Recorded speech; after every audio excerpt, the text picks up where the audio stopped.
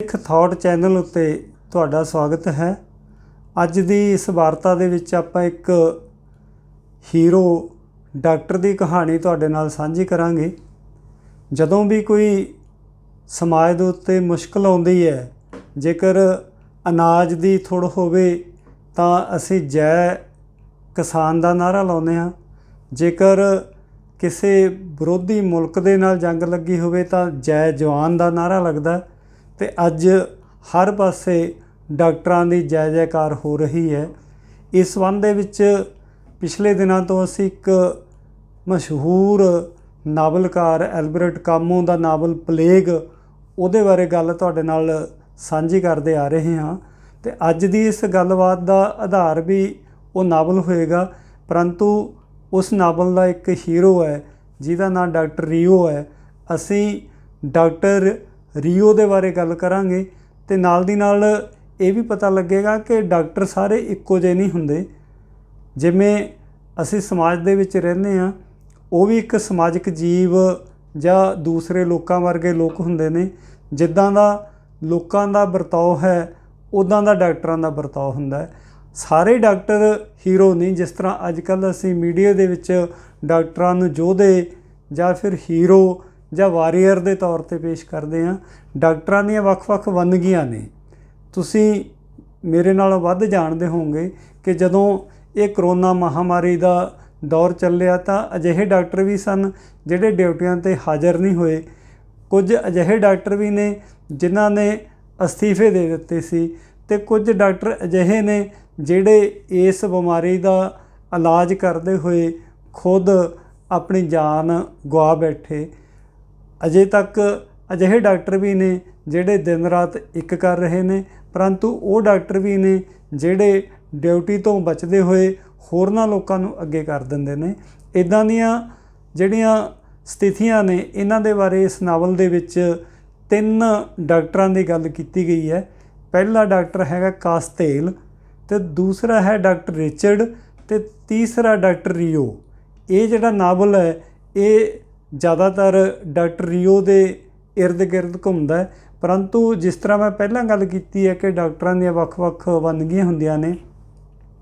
Doctor Richard ਜਿਹੜਾ ਕਿ ਉਸ ਸਮੇਂ ਦਾ ਜਿਸ ਸ਼ਹਿਰ ਦੇ ਉੱਤੇ ਇਹ ਨਾਵਲ ਕੇਂਦਰਿਤ ਹੈ, ਓਰਾਨ ਸ਼ਹਿਰ ਦਾ ਚੀਫ ਮੈਡੀਕਲ ਅਫਸਰ ਹੁੰਦਾ। ਜਦੋਂ ਪਲੇਗ ਫੈਲਦੀ ਹੈ, ਇਹਦੇ ਬਾਰੇ ਡਾਕਟਰ ਰੀਓ ਡਾਕਟਰ ਰਿਚਰਡ ਨੂੰ ਦੱਸਦਾ, ਪਰੰਤੂ ਡਾਕਟਰ ਰਿਚਰਡ ਜਿਸ ਤਰ੍ਹਾਂ ਇੱਕ ਸਰਕਾਰੀ ਡਾਕਟਰ ਹੁੰਦੇ ਨੇ, ਉਹ ਇਸ ਗੱਲ ਨੂੰ ਗੰਭੀਰਤਾ ਦੇ ਨਾਲ ਨਹੀਂ ਲੈਂਦਾ। ਡਾਕਟਰ ਰੀਓ ਦੇ ਬਾਰ-ਬਾਰ ਕਹਿਣ ਦੇ ਬਾਵਜੂਦ ਵੀ ਇਸ ਗੱਲ ਨਾਲ ਸਹਿਮਤ ਨਹੀਂ ਹੁੰਦਾ ਕਿ ਸ਼ਹਿਰ ਦੇ ਵਿੱਚ ਪਲੇਗ ਫੈਲਣ ਦਾ ਐਲਾਨ ਕਰ ਦਿੱਤਾ ਜਾਵੇ। ਉਹ ਮੌਕੇ 'ਤੇ ਜਿਹੜਾ ਮੈਜਿਸਟ੍ਰੇਟ ਹੈ ਜਾਂ ਸਰਕਾਰੀ ਅਧਿਕਾਰੀ ਹੈ, ਉਹਦੇ ਮੂੰਹ ਵੱਲ ਵੇਖਦਾ, ਬਲਕਿ ਜੋ ਅਧਿਕਾਰੀ ਕਹਿੰਦੇ ਨੇ ਉਹਨਾਂ ਦੀ ਹਾਂ ਦੇ ਵਿੱਚ ਹਾਂ ਮਿਲਾਉਂਦਾ। ਅਤੇ ਡਾਕਟਰ ਕਾਸਤੇਲ ਦੀ ਕਹਾਣੀ ਇਹਦੇ ਨਾਲ ਬਿਲਕੁਲ ਵੱਖਰੀ ਹੈ। ਡਾਕਟਰ ਕਾਸਤੇਲ ਨੂੰ ਜਦੋਂ ਪਤਾ ਲੱਗਦਾ ਹੈ ਕਿ ਇਹ ਜੋ ਬਿਮਾਰੀ ਫੈਲ ਰਹੀ ਹੈ ਪਹਿਲਾਂ ਫੈਲੀਆਂ ਬਿਮਾਰੀਆਂ ਦੇ ਨਾਲੋਂ ਵੱਖਰੀ ਹੈ, ਇਹਦੇ ਲਈ ਸਾਨੂੰ ਇੱਕ ਨਵਾਂ ਸਿਰਮ ਦਵਾਈ ਤਿਆਰ ਕਰਨੀ ਪਏਗੀ। ਜਿਸ ਤਰ੍ਹਾਂ ਅੱਜ ਵੀ ਅਸੀਂ ਦਵਾਈ ਦੀ ਗੱਲ ਕਰਦੇ ਹਾਂ, ਅਤੇ ਡਾਕਟਰ ਕਾਸਤੇਲ ਉਸ ਦਿਨ ਤੋਂ ਲਿਟਰੇਚਰ ਪੜ੍ਹਨਾ ਸ਼ੁਰੂ ਕਰ ਦਿੰਦਾ ਹੈ, ਖੋਜ ਸ਼ੁਰੂ ਕਰ ਦਿੰਦਾ ਹੈ, ਅਤੇ ਉਹ ਦਵਾਈ ਦੀ ਤਿਆਰੀ ਦੇ ਵਿੱਚ ਲੱਗ ਜਾਂਦਾ। ਦਵਾਈ ਤਿਆਰ ਕਰਨ ਦੇ ਲਈ ਡਾਕਟਰ ਕਾਸਤੇਲ ਦਾ ਨਿਸ਼ਾਨਾ ਕੁਝ ਹੋਰ ਹੈ ਜਿਹੜਾ ਕਿ ਡਾਕਟਰ ਰੀਓ ਦਾ ਨਹੀਂ ਹੈ, ਜਿਹਦੇ ਬਾਰੇ ਆਪਾਂ ਗੱਲ ਅੱਗੇ ਕਰਾਂਗੇ। ਕਾਸਤੇਲ ਦਾ ਤਾਂ ਇੱਕੋ ਇੱਕ ਸਰੋਕਾਰ ਹੈ, ਕਿਉਂਕਿ ਜਦੋਂ ਪਲੇਗ ਫੈਲੀ ਉਹਦੀ ਪਤਨੀ ਸ਼ਹਿਰ ਤੋਂ ਬਾਹਰ ਗਈ ਹੋਈ ਸੀ। ਪਤਨੀ ਦੇ ਨਾਲ ਭਾਵੇਂ ਉਹਦੇ ਸੰਬੰਧ ਚੰਗੇ ਨਹੀਂ ਸੀ, ਪਰ ਫਿਰ ਵੀ ਉਹਦਾ ਜੀਅ ਕਰਦਾ ਸੀਗਾ ਕਿ ਪਤੀ ਪਤਨੀ ਇਕੱਠੇ ਰਹਿਣ। ਆਪਣੇ ਬਚਾਅ ਦੇ ਲਈ ਡਾਕਟਰ ਕਾਸਤੇਲ ਦਵਾਈ ਦੀ ਖੋਜ ਕਰਦਾ ਹੈ। ਅਤੇ ਡਾਕਟਰ ਰੀਓ ਦੇ ਬਾਰੇ ਜਿਸ ਤਰ੍ਹਾਂ ਆਪਾਂ ਗੱਲ ਕਰੀਏ, ਅਤੇ ਡਾਕਟਰ ਰੀਓ ਇੱਕੋ ਇੱਕ ਅਜਿਹਾ ਡਾਕਟਰ ਹੈ ਜਿਹਨੇ ਸਭ ਤੋਂ ਪਹਿਲਾਂ ਇਹ ਦੇਖਿਆ ਕਿ ਪਲੇਗ ਦੀ ਬਿਮਾਰੀ ਫੈਲਣ ਜਾ ਰਹੀ ਹੈ। ਸਰਕਾਰੀ ਅਧਿਕਾਰੀਆਂ ਦੇ ਉੱਤੇ ਦਬਾਅ ਪਾਇਆ ਕਿ ਸਾਨੂੰ ਕੁਝ ਨਾ ਕੁਝ ਕਰਨਾ ਚਾਹੀਦਾ। ਆਪਣੀ ਡਿਊਟੀ ਤੋਂ ਇਲਾਵਾ ਉਹਨੇ ਸਫਾਈ ਮਹਿਕਮੇ ਦੇ ਨਾਲ ਵੀ ਗੱਲ ਕੀਤੀ ਕਿ ਜਿਸ ਤਰੀਕੇ ਦੇ ਨਾਲ ਸ਼ਹਿਰ ਦੇ ਵਿੱਚ ਸਫਾਈ ਦਾ ਹਾਲ ਹੈ, ਸਾਨੂੰ ਇਸ ਪਾਸੇ ਵੱਲ ਧਿਆਨ ਦੇਣਾ ਚਾਹੀਦਾ। ਡਾਕਟਰ ਕਾਸਤੇਲ ਅਤੇ ਡਾਕਟਰ ਰਿਚਰਡ ਦਾ ਕੀ ਬਣਿਆ, ਇਹਦੇ ਬਾਰੇ ਗੱਲ ਆਪਾਂ ਅੱਗੇ ਜਾ ਕੇ ਕਰਾਂਗੇ। ਪਹਿਲਾਂ ਆਪਾਂ ਥੋੜ੍ਹੀ ਗੱਲ ਡਾਕਟਰ ਰੀਓ ਦੀ ਕਰੀਏ। ਡਾਕਟਰ ਰੀਓ ਨੂੰ ਜਦੋਂ ਤੋਂ ਪਤਾ ਲੱਗਦਾ ਕਿ ਬਿਮਾਰੀ ਫੈਲ ਰਹੀ ਹੈ, ਉਦੋਂ ਤੋਂ ਉਹ ਦਿਨ ਰਾਤ ਇੱਕ ਕਰ ਦਿੰਦਾ। ਉਹਦੀ ਪਤਨੀ ਇਲਾਜ ਦੇ ਲਈ ਬਾਹਰ ਚਲੀ ਜਾਂਦੀ ਹੈ ਅਤੇ ਇਕੱਲਾ ਡਾਕਟਰ ਸਵੇਰ ਤੋਂ ਰਾਤ ਦੇ 12 ਵਜੇ ਤੱਕ, ਨਾਵਲਕਾਰ ਨੇ ਇਹ ਟਾਈਮ ਨੋਟ ਕੀਤਾ ਕਿ ਦਿਹਾੜੀ ਦੇ ਵਿੱਚ ਤਕਰੀਬਨ ਉਹ 20 ਘੰਟੇ ਲਗਾਤਾਰ ਕੰਮ ਕਰਦਾ ਸੀ। ਇੱਕ ਨਹੀਂ, ਉਸ ਨੂੰ 2 ਹਸਪਤਾਲ, ਇੱਕ ਵਾਧੂ ਹਸਪਤਾਲ ਦਾ ਇੰਚਾਰਜ ਲਗਾਇਆ ਗਿਆ ਸੀਗਾ। ਜਦੋਂ ਪਲੇਗ ਬਿਲਕੁਲ ਸਿਖਰ 'ਤੇ ਫੈਲ ਚੁੱਕੀ ਸੀ, ਉਦੋਂ ਵੀ ਡਾਕਟਰ ਰਿਓ ਲਗਾਤਾਰ ਕੰਮ ਕਰਦਾ ਹੋਇਆ ਥੱਕ ਜਾਂਦਾ ਸੀ। 500 ਦੇ ਕਰੀਬ ਬੈੱਡ ਜਿਹੜਾ ਇੱਕ ਨਵਾਂ ਹਸਪੀਟਲ ਆਰਜੀ ਸਕੂਲ ਨੂੰ ਹਸਪੀਟਲ ਦੇ ਵਿੱਚ ਬਣਾਇਆ ਗਿਆ ਸੀ, ਉਸ ਮੌਕੇ ਦਾਖਲ ਸਨ। ਹੋਰ ਕੋਈ ਇਲਾਜ ਨਹੀਂ ਸੀ। ਮਰੀਜ਼ਾਂ ਨੂੰ ਚੀਰੇ ਦੇਣੇ, ਉਹਨਾਂ ਦਾ ਖਿਆਲ ਰੱਖਣਾ ਅਤੇ ਨਵੇਂ ਮਰੀਜ਼ਾਂ ਨੂੰ ਦਾਖਲ ਕਰਨਾ। ਨਵੇਂ ਮਰੀਜ਼ਾਂ ਨੂੰ ਦਾਖਲ ਕਰਨ ਦੇ ਲਈ, ਕਿਉਂਕਿ ਉਹ ਇੰਚਾਰਜ ਸੀ ਕਿ ਜਦੋਂ ਵੀ ਕੋਈ ਮਰੀਜ਼ ਆਉਂਦਾ ਤਾਂ ਉਹਨੂੰ ਸਭ ਤੋਂ ਪਹਿਲਾਂ ਸੈਨੇਟਾਈਜ਼ ਭਾਵ ਕੀਟਾਣੂ ਰਹਿਤ ਕਰਨਾ ਸੀ। ਇਹਦੇ ਲਈ, ਕਿਉਂਕਿ ਮਰੀਜ਼ ਬਹੁਤ ਤੇਜ਼ੀ ਗਿਣਤੀ ਦੇ ਵਿੱਚ ਆ ਰਹੇ ਸੀ, ਉਹਨਾਂ ਨੇ ਇੱਕ ਆਰਜੀ ਤੌਰ 'ਤੇ ਇੱਕ ਅਜਿਹਾ ਟੋਆ ਬਣਾਇਆ ਜਿਹਦੇ ਵਿੱਚ ਦਵਾਈ ਰੱਖੀ ਗਈ ਸੀ। ਸਭ ਤੋਂ ਪਹਿਲਾਂ ਮਰੀਜ਼ ਨੂੰ ਉਹਦੇ ਵਿੱਚ ਨਹਾਉਣ ਦੇ ਲਈ ਕਿਹਾ ਜਾਂਦਾ, ਉਹਦੇ ਕੱਪੜੇ ਧੋਏ ਜਾਂਦੇ ਜਾਂ ਫਿਰ ਵੱਖਰੇ ਕੱਪੜੇ ਉਹਨੂੰ ਪਹਿਨਾਏ ਜਾਂਦੇ। ਇਸ ਕੰਮ ਦੀ ਸਾਰੀ ਜ਼ਿੰਮੇਵਾਰੀ ਡਾਕਟਰ ਰਿਓ ਦੀ ਸੀ। ਫਿਰ ਚੈੱਕ ਕਰਕੇ ਉਹਨਾਂ ਨੂੰ ਦਾਖਲ ਕਰਦਾ ਅਤੇ ਬਾਅਦ ਦੇ ਵਿੱਚ ਦਾਖਲ ਹੋਏ ਮਰੀਜ਼ਾਂ ਦਾ ਇਕੱਲੇ ਦਾ ਖਿਆਲ ਰੱਖਦਾ। ਅਤੇ ਇਹ ਜਿਹੜਾ ਸਾਰਾ ਕੰਮਕਾਰ ਹੈ, ਇਹ ਆਪਣੇ ਆਪ ਦੇ ਵਿੱਚ ਇੰਨਾ ਸੌਖਾ ਨਹੀਂ ਸੀ, ਬਹੁਤ ਥਕਾਵਟ ਵਾਲਾ ਕੰਮ ਸੀ। ਪਰੰਤੂ ਡਾਕਟਰ ਰਿਓ ਦੇ ਵਿੱਚ ਕਿਹੜਾ ਜੋਸ਼ ਸੀ ਕਿ ਉਹ ਇਸ ਤਰੀਕੇ ਦੇ ਨਾਲ ਕੰਮ ਕਰਦਾ। ਜਿਸ ਤਰ੍ਹਾਂ ਆਪਾਂ ਪਹਿਲਾਂ ਗੱਲ ਕੀਤੀ ਹੈ ਕਿ ਡਾਕਟਰ ਰਿਚਰਡ ਵਰਗੇ ਵੀ ਸੀ ਜਿਹੜੇ ਕਿ ਅਧਿਕਾਰੀਆਂ ਨੂੰ ਖੁਸ਼ ਕਰਨ ਦੇ ਲਈ ਆਪਣਾ ਕੰਮ ਕਰਦੇ ਸੀ, ਅਤੇ ਡਾਕਟਰ ਕਾਸਤੇਲ ਕੇਵਲ ਰਿਸਰਚ ਉੱਤੇ ਸੀ। ਜਦੋਂ ਡਾਕਟਰ ਰਿਓ ਨੂੰ ਉਹਦੀ ਮਾਂ ਪੁੱਛਦੀ ਹੈ ਕਿ ਭਾਈ ਤੇਰੇ ਨਾਲ ਤੂੰ ਥੱਕਿਆ ਹੋਇਆ ਲੱਗ ਰਿਹਾ, ਪਰੰਤੂ ਉਹ ਕਹਿ ਰਿਹਾ ਕਿ ਮੈਂ ਥੱਕਿਆ ਹੋਇਆ ਨਹੀਂ ਹਾਂ, ਅਤੇ ਡਾਕਟਰ ਤਕੜਾ ਅਤੇ ਤੰਦਰੁਸਤ ਸੀ, ਹਾਲੇ ਵੀ ਉਹ ਥੱਕਿਆ ਨਹੀਂ ਸੀ। ਮਰੀਜ਼ਾਂ ਦੇ ਘਰਾਂ ਦੇ ਵਿੱਚ ਜਾਣਾ ਉਹਦੇ ਲਈ ਬੇਸ਼ੱਕ ਅਸਹਿਣਯੋਗ ਸੀ। ਮਰੀਜ਼ ਦੇ ਇਲਾਜ ਦੇ ਲਈ ਉਸ ਨੂੰ ਤੁਰੰਤ ਘਰ ਤੋਂ ਇਕਾਂਤ ਭਾਵ ਹਸਪਤਾਲ ਵਿੱਚ ਦਾਖਲ ਕਰਨਾ ਜ਼ਰੂਰੀ ਸੀ। ਇਹ ਬੜੀ ਡਾਕਟਰ ਦੇ ਲਈ ਮੁਸੀਬਤ ਦੀ ਘੜੀ ਸੀ ਜਦੋਂ ਲੋਕ ਉਹਨੂੰ ਬੇਨਤੀ ਕਰਦੇ ਸੀ ਕਿ ਡਾਕਟਰ ਰਹਿਮ ਕਰੋ, ਕਿਉਂਕਿ ਲੋਕ ਨਹੀਂ ਚਾਹੁੰਦੇ ਸੀ ਕਿ ਉਹਨਾਂ ਨੂੰ ਹਸਪਤਾਲ ਦੇ ਵਿੱਚ ਦਾਖਲ ਕੀਤਾ ਜਾਵੇ। ਅਤੇ ਡਾਕਟਰ ਕੋਲ ਰਹਿਮ ਦਾ ਭਾਵ ਕੀ ਰਹਿ ਗਿਆ ਸੀਗਾ ਜਾਂ ਉਸ ਰਹਿਮ ਦਾ ਲਾਭ ਕੀ ਸੀ, ਤਾਂ ਡਾਕਟਰ ਨੂੰ ਤੁਰੰਤ ਹੀ ਟੈਲੀਫੋਨ ਕਰਨਾ ਪੈਂਦਾ ਸੀ, ਐਂਬੂਲੈਂਸ ਬੁਲਾਉਣੀ ਪੈਂਦੀ ਸੀ। ਅਤੇ ਡਾਕਟਰ ਆਪਣਾ ਤਜਰਬਾ ਲਿਖਦਾ ਕਿ ਉਹ ਲੋਕ ਜਿਹੜੇ ਡਾਕਟਰ ਦਾ ਬਹੁਤ ਸਤਿਕਾਰ ਕਰਦੇ ਸੀ, ਜਦੋਂ ਬਿਮਾਰੀ ਫੈਲੀ ਤਾਂ ਉਹ ਡਾਕਟਰ ਦਾ ਰਾਹ ਰੋਕਣ ਲੱਗ ਗਏ ਸੀ। ਭਾਵ ਡਾਕਟਰ ਆਪਣਾ ਕੰਮ ਕਰਦਾ ਸੀ ਕਿ ਜਦੋਂ ਵੀ ਉਹਨੂੰ ਪਤਾ ਲੱਗਦਾ ਸੀਗਾ ਕਿ ਕੋਈ ਪਲੇਗ ਦਾ ਮਰੀਜ਼ ਹੈ, ਉਹਨੂੰ ਉਸਨੇ ਤੁਰੰਤ ਹਸਪਤਾਲ ਦੇ ਵਿੱਚ ਭਾਵ ਲੋਕਾਂ ਤੋਂ ਵੱਖਰਾ ਕਰਨਾ ਹੁੰਦਾ ਸੀ ਤਾਂ ਕਿ ਉਹ ਬਿਮਾਰੀ ਹੋਰ ਨਾ ਫੈਲਾਉਣ। ਜਦੋਂ ਉਹ ਕਿਸੇ ਪੇਸ਼ੈਂਟ ਨੂੰ ਹਸਪੀਟਲ ਵਿੱਚ ਲੈ ਕੇ ਜਾਂਦੇ ਤਾਂ ਲੋਕਾਂ ਨੂੰ ਲੱਗਦਾ ਸੀਗਾ ਕਿ ਜਿਹੜਾ ਬੰਦਾ ਹਸਪਤਾਲ ਵਿੱਚ ਚਲ ਗਿਆ ਉਹ ਵਾਪਸ ਨਹੀਂ ਆਏਗਾ। ਇਸ ਕਰਕੇ ਆਪਣੇ ਬੰਦੇ ਨੂੰ ਹਸਪਤਾਲ ਵਿੱਚ ਭੇਜਣ ਦੇ ਲਈ ਉਹ ਡਾਕਟਰ ਦਾ ਵਿਰੋਧ ਕਰਨ ਲੱਗੇ, ਅਤੇ ਜਿਸ ਡਾਕਟਰ ਦਾ ਲੋਕ ਪਹਿਲਾਂ ਸਤਿਕਾਰ ਕਰਦੇ ਸੀ ਇਲਾਜ ਕਰਾਉਣ ਦੇ ਲਈ, ਹੁਣ ਉਸੇ ਡਾਕਟਰ ਦਾ ਲੋਕ ਰਸਤਾ ਰੋਕਦੇ ਸੀ। ਲੋਕਾਂ ਤੋਂ ਬਚਾਉਣ ਦੇ ਲਈ ਡਾਕਟਰ ਨੂੰ ਨਾਲ ਪੁਲਿਸ ਵੀ ਰੱਖਣੀ ਪਈ। ਜਿਸ ਤਰ੍ਹਾਂ ਆਪਾਂ ਗੱਲ ਕਰ ਰਹੇ ਸੀ ਕਿ ਡਾਕਟਰ ਰਿਓ ਦਾ ਰੂਟੀਨ ਇੱਦਾਂ ਦਾ ਸੀਗਾ ਕਿ ਸਭ ਤੋਂ ਪਹਿਲਾਂ ਉਹ ਸਵੇਰੇ ਆਪਣੇ ਘਰ ਦੇ ਵਿੱਚ ਮਰੀਜ਼ਾਂ ਨੂੰ ਚੈੱਕ ਕਰਦਾ, ਫਿਰ ਉਹ ਹਸਪੀਟਲ ਦੇ ਵਿੱਚ ਸਾਰਾ ਦਿਨ ਲਗਾਉਂਦਾ, ਰਾਤ ਨੂੰ 8 ਵਜੇ ਤੋਂ ਬਾਅਦ ਮਰੀਜ਼ਾਂ ਨੂੰ ਘਰੋਂ ਘਰੀ ਦੇਖਣ ਜਾਂਦਾ ਸੀ।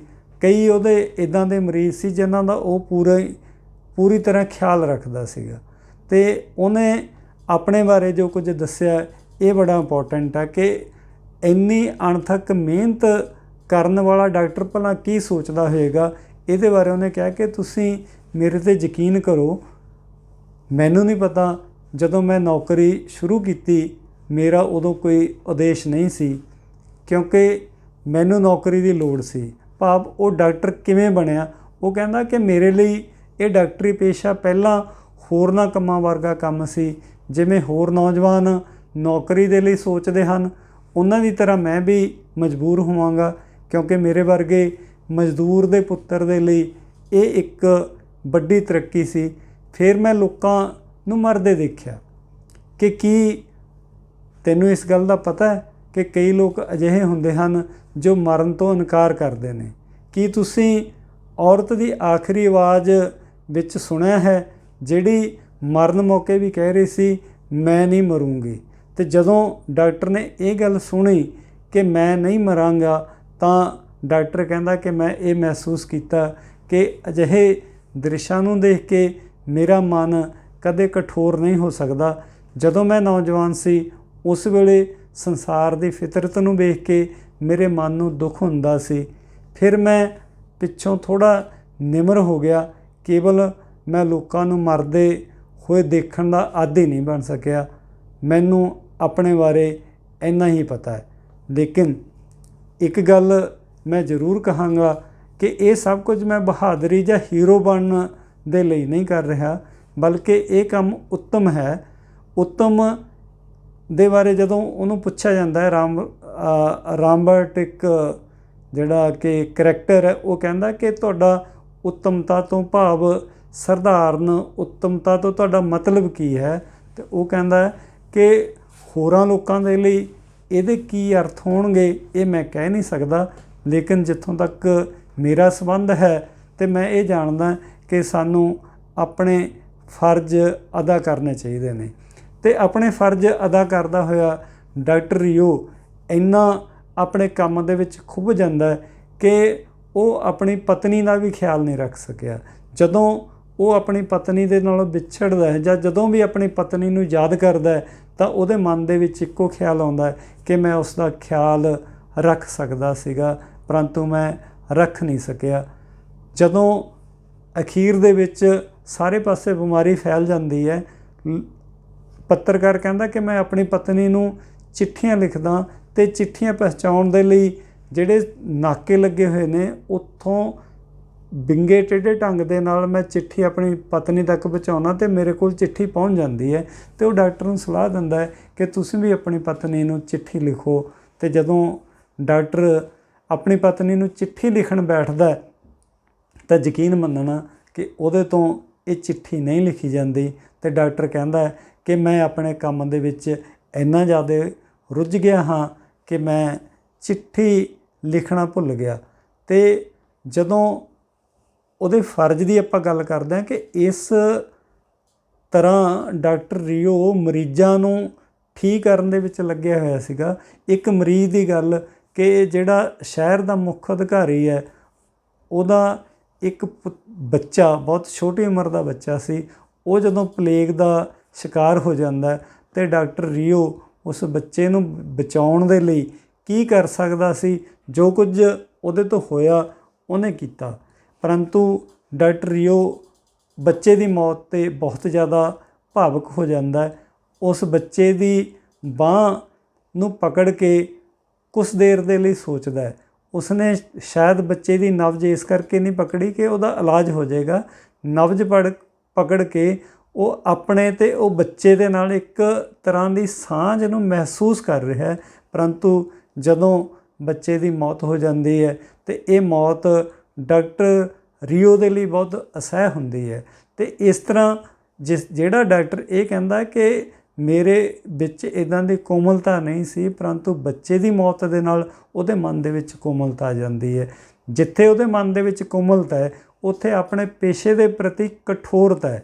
ਜਿਵੇਂ ਅੱਜ ਕੱਲ੍ਹ ਅਸੀਂ ਮੀਡੀਆ ਦੇ ਵਿੱਚ ਸੁਣਦੇ ਹਾਂ ਕਿ ਜਿਹੜੇ VIP ਲੋਕ ਨੇ ਉਹਨਾਂ ਦੇ ਲਈ ਡਾਕਟਰ ਕੁਝ ਵੱਖਰੇ ਇੰਤਜ਼ਾਮ ਕਰਦੇ ਨੇ, ਆਮ ਲੋਕਾਂ ਦੇ ਲਈ ਵੱਖਰੇ, ਪਰੰਤੂ ਡਾਕਟਰ ਰਿਓ ਅਜਿਹਾ ਨਹੀਂ ਕਰਦਾ।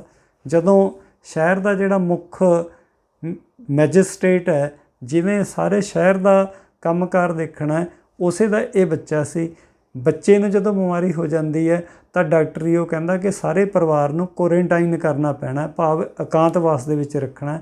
ਮੈਜਿਸਟ੍ਰੇਟ ਦੀ ਪਤਨੀ, ਉਹਨਾਂ ਦੀ ਬੇਟੀ ਅਤੇ ਇੱਕ ਛੋਟਾ ਬੱਚਾ, ਅਤੇ ਇਹਨਾਂ ਦੀ ਜਿਹੜੀ ਪੋਲਿਸੀ ਸੀ ਡਾਕਟਰ ਰਿਓ ਹੋਰਾਂ ਦੀ, ਉਹਨਾਂ ਦੇ ਮੁਤਾਬਕ ਇਹਨਾਂ ਨੂੰ ਅਲੱਗ-ਅਲੱਗ ਰੱਖਿਆ ਜਾਣਾ ਸੀ। ਪਰੰਤੂ ਮੈਜਿਸਟ੍ਰੇਟ ਦੀ ਪਤਨੀ ਦੀ ਇਹ ਇੱਛਾ ਸੀ ਕਿ ਉਹ ਇੱਕੋ ਇਕਾਂਤ ਕੇਂਦਰ ਦੇ ਵਿੱਚ ਰਹਿੰਦੇ, ਪਰੰਤੂ ਡਾਕਟਰ ਰਿਓ ਨੇ ਕਿਹਾ ਕਿ ਸਾਡੇ ਕੋਲ ਕੋਈ ਹੋਰ ਜਗ੍ਹਾ ਨਹੀਂ ਹੈ।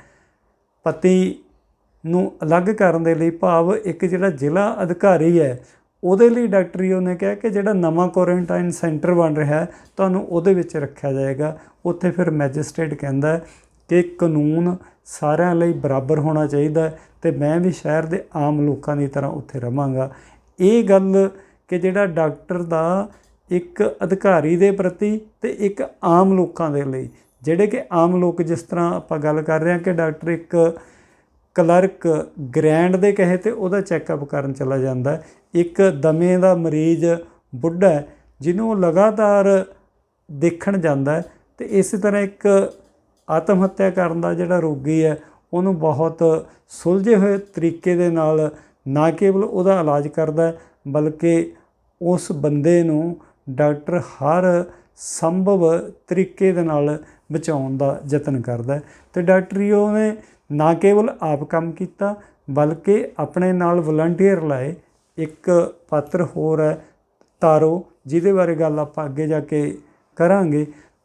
ਤਾਰੋ ਨੇ ਟੋਲੀਆਂ ਬਣਾਈਆਂ, ਵੱਖਰੀਆਂ ਵਲੰਟਰੀ ਟੋਲੀਆਂ ਦੀ ਜਿਹੜੀ ਲੀਡਰਸ਼ਿਪ ਹੈ ਉਹ ਡਾਕਟਰ ਰੀਓ ਦੇ ਹੱਥ ਸੀ। ਡਾਕਟਰ ਰੀਓ ਜਿੱਥੇ 2 ਹਸਪਤਾਲ ਚਲਾ ਰਿਹਾ, ਲੋਕਾਂ ਦਾ ਚੈੱਕਅਪ ਕਰ ਰਿਹਾ, ਵੱਖਰੀਆਂ ਟੋਲੀਆਂ ਬਣਾ ਰਿਹਾ ਅਤੇ ਲੋਕਾਂ ਨੂੰ ਨਾਲ ਦੀ ਨਾਲ ਜਾਗਰਤ ਕਰ ਰਿਹਾ। ਇਸ ਸਾਰੇ ਕੰਮ ਦੇ ਵਿੱਚ ਇੱਕ ਵਾਰੀ ਉਹਨੇ ਇੱਦਾਂ ਦਾ ਲੱਗਿਆ ਕਿ ਜਿਵੇਂ ਡਾਕਟਰ ਰੀਓ ਥੱਕ ਗਿਆ ਹੋਵੇ। ਨਾਵਲਕਾਰ ਜਾਂ ਤਾਰੋ ਜਦੋਂ ਆਪਣੀ ਡਾਇਰੀ ਲਿਖਦਾ ਉਹਦੇ ਵਿੱਚ ਕਹਿੰਦਾ ਕਿ ਸ਼ੁਕਰ ਹੈ ਕਿ ਡਾਕਟਰ ਰੀਓ ਥੱਕ ਗਿਆ ਸੀ। ਡਾਕਟਰ ਰੀਓ ਜੇਕਰ ਹੋਰ ਚੌਕਸ ਹੋ ਜਾਂਦਾ ਤਾਂ ਹਰ ਪਾਸੇ ਫੈਲ ਚੁੱਕੀ ਮੌਤ ਦੀ ਬਦਬੂ ਉਸ ਨੂੰ ਜ਼ਿਆਦਾ ਭਾਵੁਕ ਬਣਾ ਸਕਦੀ ਸੀ। ਲੇਕਿਨ ਜਦੋਂ ਕਿਸੇ ਆਦਮੀ ਨੂੰ ਸੌਣ ਦੇ ਲਈ ਕੇਵਲ 4 ਘੰਟੇ ਮਿਲਦੇ ਹੋਣ ਉਹ ਭਾਵੁਕ ਨਹੀਂ ਹੋ ਸਕਦਾ। ਉਸ ਨੂੰ ਸਭ ਕੁਝ ਵਿੱਚ ਆਪਣੀ ਅਸਲੀ ਸ਼ਕਲ ਦਿਖਾਈ ਦਿੰਦੀ ਹੈ।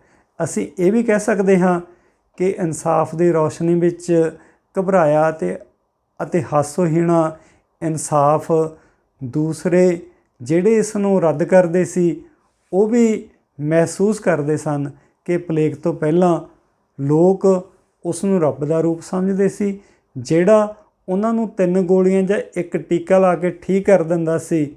ਹੁਣ ਜਦੋਂ ਉਹ ਕਿਸੇ ਮਰੀਜ਼ ਦੇ ਕਮਰੇ ਵਿੱਚ ਜਾਂਦਾ ਸੀ ਤਾਂ ਲੋਕ ਰਸਤੇ ਵਿੱਚ ਉਸ ਨੂੰ ਘੇਰ ਲੈਂਦੇ ਸਨ।